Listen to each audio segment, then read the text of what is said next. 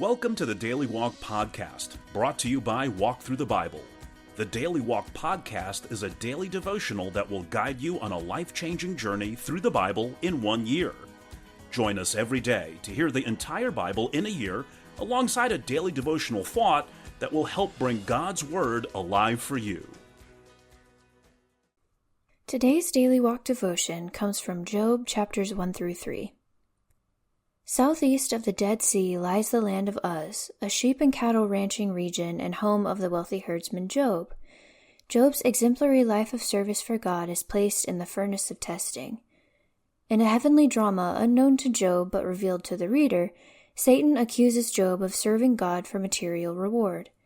By divine permission, Satan tests Job by removing all that he holds dear, his family, wealth, health, and prestige. Yet through it all, Job maintains his steadfast worship of God, even though nagging questions remain.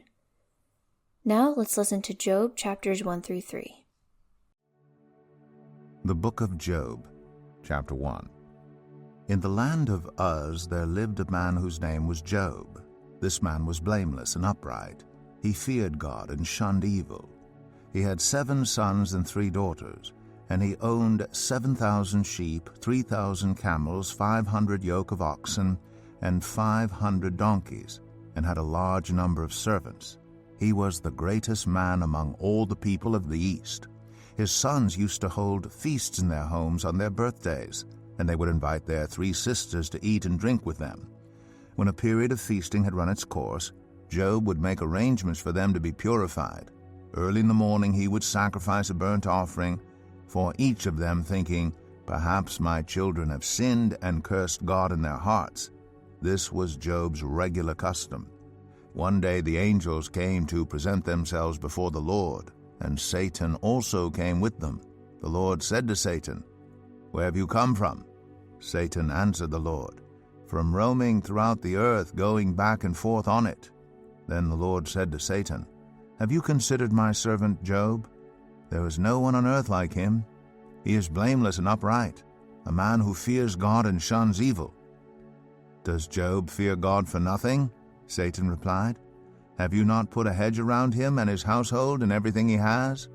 You have blessed the work of his hands, so that his flocks and herds are spread throughout the land. But now stretch out your hand and strike everything he has, and he will surely curse you to your face." The Lord said to Satan, "Very well then, everything he has is in your power, but on the man himself do not lay a finger." Then Satan went out from the presence of the Lord.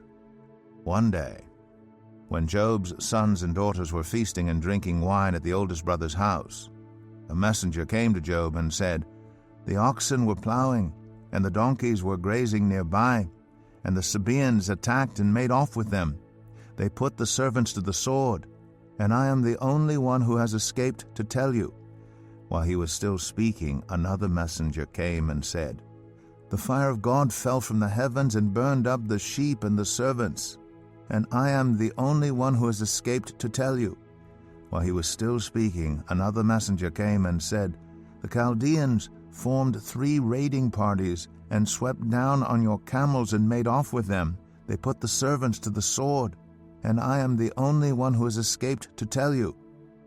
While he was still speaking, yet another messenger came and said, "Your sons and daughters were feasting and drinking wine at the oldest brother's house, when suddenly a mighty wind swept in from the desert and struck the 4 corners of the house. It collapsed on them, and they are dead, and I am the only one who has escaped to tell you." At this, Job got up and tore his robe and shaved his head. Then he fell to the ground in worship and said, "Naked I came from my mother's womb, and naked I will depart. The Lord gave, and the Lord has taken away. May the name of the Lord be praised." In all this, Job did not sin by charging God with wrongdoing. Job 2.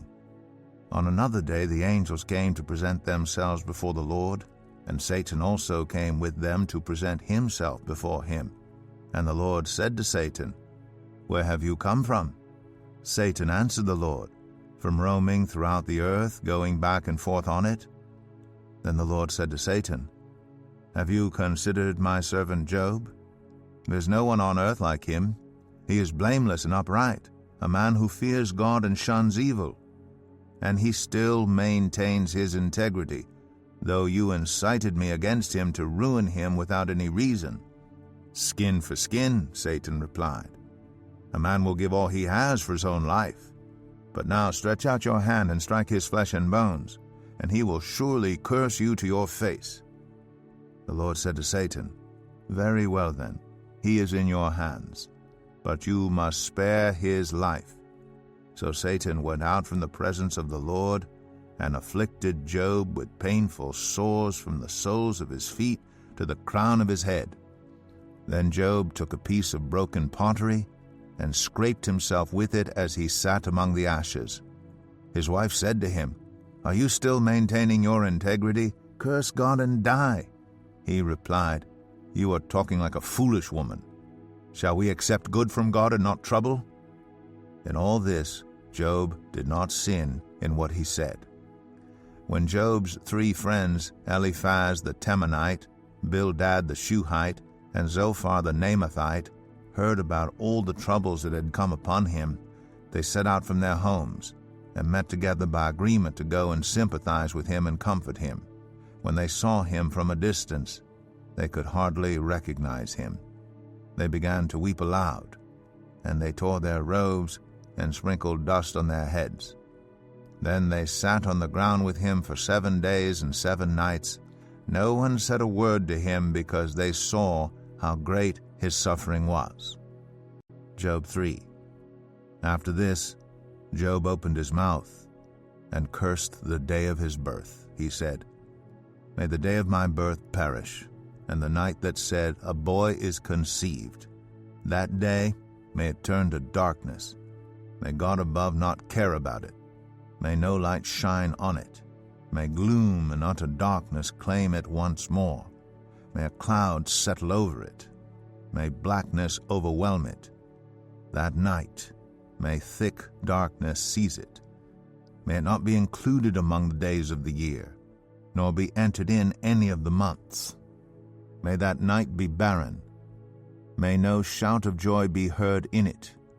May those who curse days curse that day, those who are ready to rouse Leviathan. May its morning stars become dark. May it wait for daylight in vain, and not see the rays of dawn. For it did not shut the doors of the womb on me to hide trouble from my eyes. Why did I not perish at birth and die as I came from the womb? Why were there knees to receive me and breasts that I might be nursed? For now I would be lying down in peace. I would be asleep and at rest with kings and rulers of the earth, who built for themselves places now lying in ruins, with princes who had gold, who filled their houses with silver.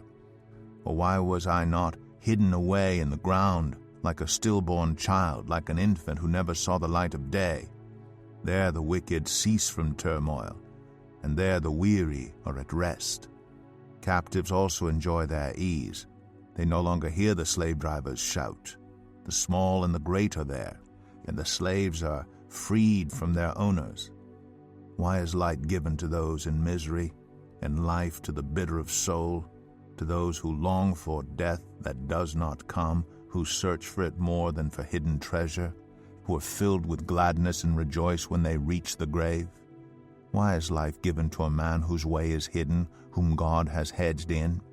For sighing has become my daily food. My groans pour out like water. What I feared has come upon me. What I dreaded has happened to me. I have no peace, no quietness. I have no rest, but only turmoil. Here is our Daily Walk devotional thought for today. What is your first response when someone points a finger at you? Do you find it a painful or a pleasant experience? There is someone who takes great delight in pointing an accusing finger at your life. One of his names is the devil, which literally means slanderer. Now that you know something about your enemy, you'll want to know how you, like Job, can stand firm against your enemy's fiery attacks. Job, who experienced the worst Satan could hurl against him, maintained an attitude of confident trust in his sovereign God. Did that mean that Job deserved the treatment he received, or all of Job's questions were answered? The answer to both questions is no. But even though Job's misery came unexplained and undeserved, Job demonstrated in the midst of it an unshakable confidence in the one who held his life in his very hands. It wasn't what he knew, but whom he knew, that gave him strength to stand against any trial. Thank you for joining us today for the Daily Walk Podcast from Walk Thru the Bible. Be with us tomorrow as we continue our life-changing journey through the Bible in a year. Love this episode of the Daily Walk Podcast? We'd love for you to rate and give us a review on iTunes or Google Play. Make sure you subscribe so you won't miss an episode as we walk through God's Word together. For more resources to help you live God's Word, visit walkthru.org. That's walkthru.org.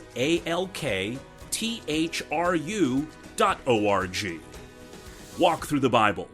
Take a walk, change the world.